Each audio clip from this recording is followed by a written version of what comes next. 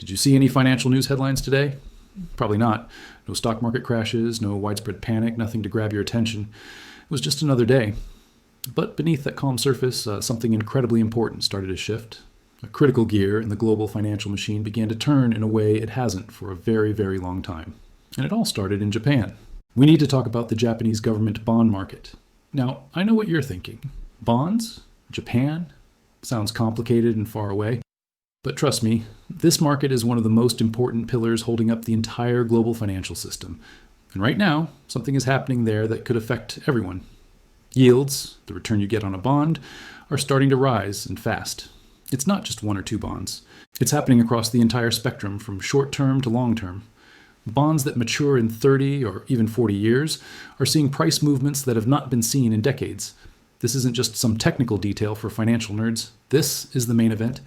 So why should you care about what a Japanese bond is doing? Because these bonds are the bedrock of global finance.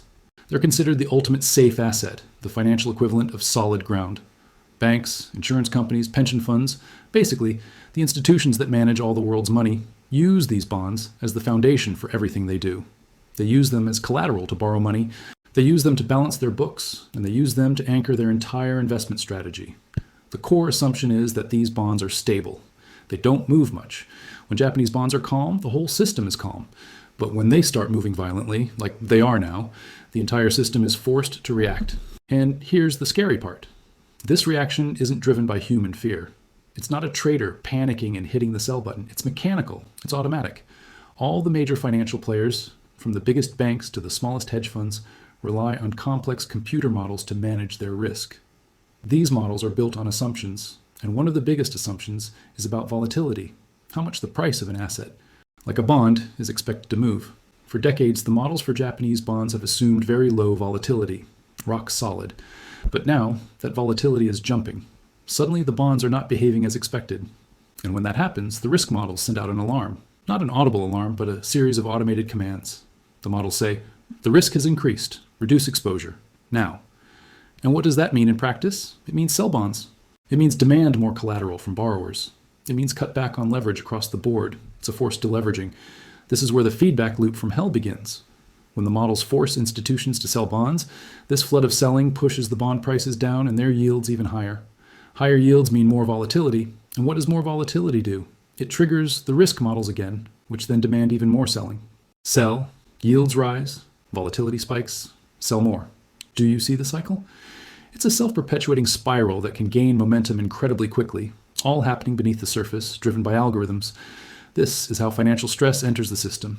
It doesn't arrive with a bang and a news flash. It creeps in quietly, mechanically, and without any warning.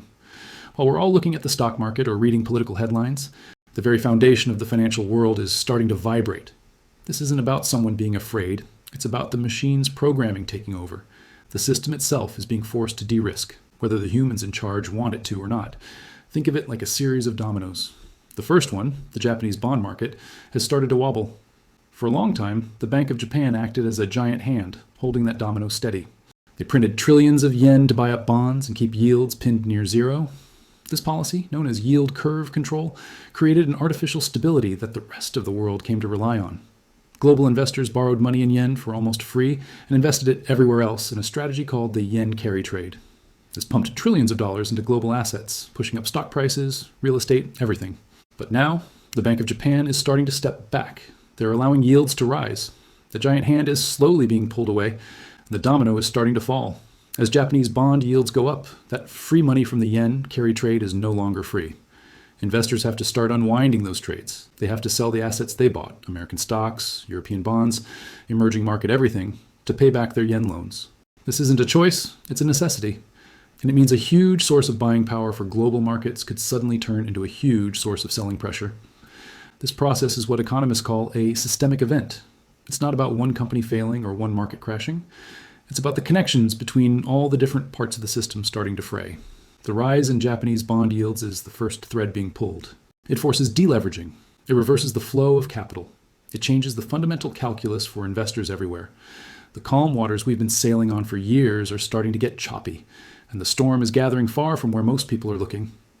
What's most unsettling is the silence. There are no emergency meetings of central bankers being broadcast on TV. There are no government officials trying to calm the public. because on the surface, everything still looks fine. But the plumbing of the financial system is groaning under the pressure. The risk models are flashing red, and the automated selling programs are kicking into gear. We are in the early stages of a massive, silent repricing of risk across the globe, all starting with a market that most people have never even thought about. So, the next time you look at the news and see nothing dramatic happening, remember what's going on under the hood. The tectonic plates of global finance are shifting. This isn't a prediction of a crash tomorrow. It's an explanation of a process that has already begun. A quiet, mechanical, and unstoppable process that is slowly but surely introducing stress into the heart of the system. Keep an eye on this space. The story is just beginning to unfold. Thanks for watching. And if you want to understand the forces really shaping our world, make sure to subscribe for more updates. Have you ever wondered what could trigger the next global financial shakeup?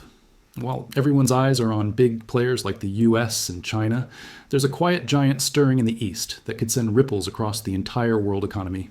That giant is Japan. For decades, Japan has been carrying a mountain of debt, a figure so large it would make most countries tremble. But here's the secret sauce. It never really mattered. Why? Because the interest rates were practically zero. Imagine having a massive mortgage, but the bank charges you almost nothing for it. You could keep borrowing and rolling it over without much pain. That was Japan's reality for a very long time. It allowed the country to function and even thrive, despite having the highest debt-to-GDP ratio in the developed world. But that comfortable, predictable world is now fading away. The era of zero interest rates is ending, not just in Japan, but globally. And as interest rates, or yields, begin to climb, the cost of financing that enormous debt starts to creep up. Now, this isn't like flipping a switch. It's not an instant crisis. Think of it more like a slow, relentless tide rising. The cost of borrowing doesn't jump overnight, but it persistently, day by day, gets more expensive. We're already seeing the early warning signs. Recent government bond auctions in Japan have shown weaker demand, especially for bonds that mature far into the future, what we call long maturities. What does this mean in plain English? It means investors are getting nervous. They're becoming less willing to lend money to the Japanese government for long periods at the current low prices. They're starting to demand higher returns to compensate for the growing risk. This is a clear signal that the market's perception is changing. Now, let's be crystal clear.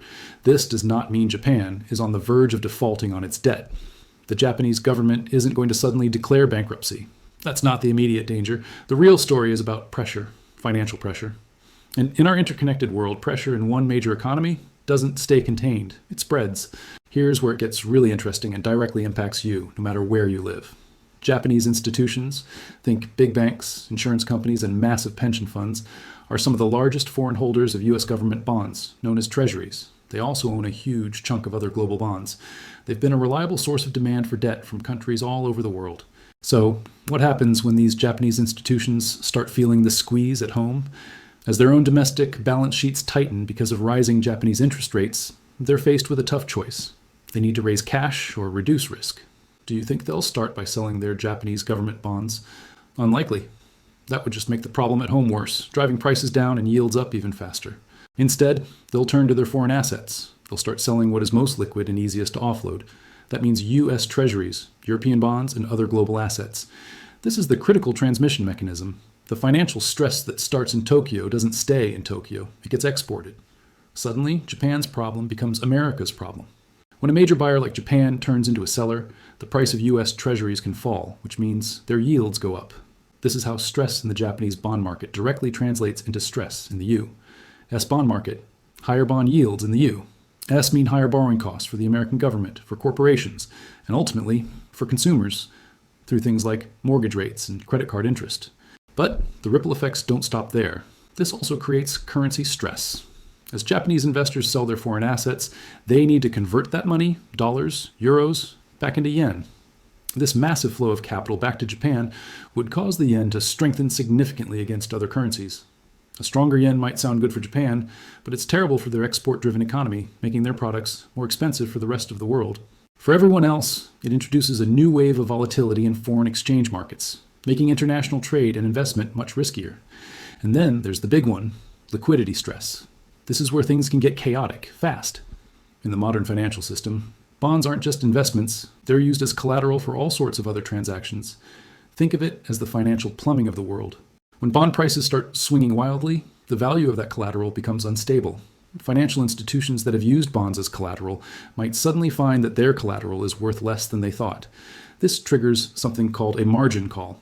They're forced to pony up more cash or sell assets to cover the shortfall. And when everyone needs cash at the same time, a dangerous dynamic kicks in. The value of cash skyrockets.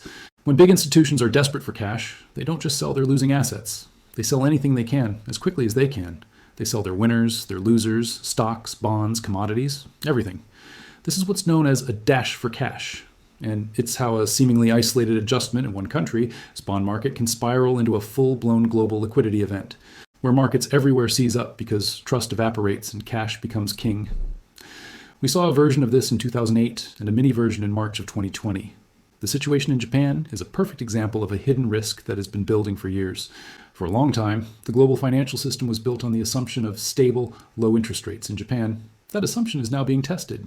The slow, steady increase in Japanese bond yields is like a tiny crack in the foundation of a skyscraper. You might not notice it at first, but if it continues to widen, it can eventually threaten the stability of the entire structure. So, what should we be watching for? Keep an eye on the yield of 10-year Japanese government bonds. Watch the results of their bond auctions. Pay attention to the value of the yen. These are the canaries in the coal mine. They'll give us clues about how much pressure is building within the system. This isn't a doomsday prediction. It's a call to be aware. The global financial system is a complex, interconnected web. A pull on one string in Tokyo can cause vibrations all the way in New York, London, and beyond. Understanding these connections is the first step to navigating the uncertain economic future ahead. The quiet giant is waking up, and the world needs to be prepared for the tremors. Thanks for watching. If you found this explanation helpful, please hit the like button and consider subscribing for more deep dives into the forces shaping our world. See you in the next video. Have you ever wondered what happens to money when the usual safe bets start to look a little shaky? For decades, the financial world has relied on something called sovereign bonds.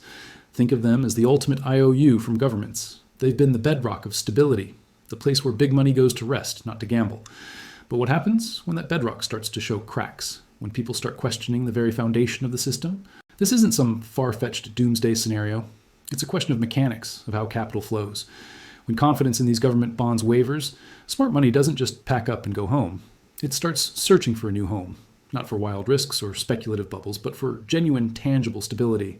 And historically, the search leads to two specific places: gold and silver. Let's break down why. Unlike stocks, bonds, or even the cash in your bank account, gold and silver have a unique quality. They aren't dependent on the promises or the credibility of any central bank or government. A bond is essentially a liability on a government's balance sheet. It's a promise to pay you back. But what is gold? It's nobody's liability. It's a physical asset that has held its value for thousands of years, long before any modern financial system existed. Their value isn't determined by complex interest rate models cooked up in an office. They don't have a CEO or a board of directors. Their value comes from their scarcity, their physical properties, and the collective human agreement that they are, in fact, valuable. This makes them the ultimate hedge when faith in paper assets begins to fade. Now, let's zoom in on silver because it has a fascinating double life that makes it especially powerful in today's environment. On one hand, silver is a monetary metal. Just like gold, it's been used as money for centuries. When people get nervous about their currency or the stability of the banking system, they turn to silver. We see this time and again throughout history. Investment demand for physical silver coins and bars skyrockets when confidence in paper assets takes a hit. But here's the other side of the coin. Literally, silver is also a critical industrial commodity. It's not just sitting in a vault. It's being used to build the future. Think about the massive global shifts happening right now. The green energy revolution? Solar panels are packed with silver. It's one of the most conductive materials on Earth. The push for electrification? Electric vehicles use significantly more silver than traditional cars. And the explosion in technology? Your smartphone, your laptop, every piece of advanced electronics relies on silver's unique properties. So you have this incredible dynamic. As the world electrifies and modernizes, the industrial demand for silver is set on a long-term upward trajectory. This isn't speculation. It's a direct consequence of global policy and technological advancement. At the very same time, you have rising investment demand from people looking for a safe haven. It's a perfect storm of demand from two completely different, very powerful forces. Now, you might hear people talk about the silver price on the news, and they're usually talking about the futures market. This is where contracts for future delivery of silver are traded. It gives you a snapshot of what traders and institutions are betting on, but it doesn't tell the whole story. To get the real picture, you have to look at the physical market. The physical market is about what's happening on the ground. It's about real inventory levels at mints and refineries. It's about how long it takes to get an order of silver coins delivered to your door. It's about the premiums people are willing to pay to have that physical metal in their hands right now, instead of just owning a paper claim to it. And what we're seeing is a tightening in this physical market. When uncertainty and volatility spike, a fascinating thing happens. People become willing to pay a much higher price for the certainty of holding a physical asset today rather than waiting for a contract to settle later. The desire for immediate security outweighs the paper price. This disconnect between the paper market and the physical market is a huge signal. It tells you that real-world demand is outstripping the easily available supply. It is crucial to understand that none of this means the world is about to end or that a total financial collapse is imminent tomorrow. That kind of fear-based narrative misses the point. The real story is far more subtle and, frankly, more interesting. It's about a fundamental repricing of risk and value across the entire global system. Think about it. Our financial world has been built on a foundation of several decades of falling and then historically low interest rates. This environment made borrowing cheap and encouraged a certain kind of behavior. But that era is over. The system is now being forced to adjust to a new reality of higher rates and greater uncertainty. And systems like this don't adjust gently. They don't just recalibrate smoothly overnight. They adjust through volatility. They adjust through sudden market swings. They adjust through what's called forced selling, where investors have to dump assets they don't want to sell just to cover other positions. They adjust through liquidity stress, where it suddenly becomes very difficult to buy or sell large amounts of something without moving the price dramatically. And most importantly, they adjust through the flow of money. Capital, like water, will always seek its own level. It will flow away from assets that depend entirely on the old system of stable, low rates and predictable growth, and it will flow towards assets that don't need that stability to survive. It flows towards assets that thrive in volatility, assets that have proven their worth not over years or decades, but over centuries. So when you see the price of gold and silver moving, don't just think of it as fear. Don't just see it as a headline about market panic. Look deeper. Understand that you are witnessing the gears of a massive global machine starting to turn. You're seeing the mechanics of a great repricing in action. The story isn't about the end of the world. It's about the very real, logical, and mechanical process of capital seeking safety in a world that is fundamentally changing. And those mechanics, which have been quiet for a long time, have definitely started to move. Thanks for watching. If you found this breakdown insightful, make sure to like, subscribe, and hit the notification bell so you don't miss our next video. We'll be diving deeper into these topics and what they mean for you. See you next time.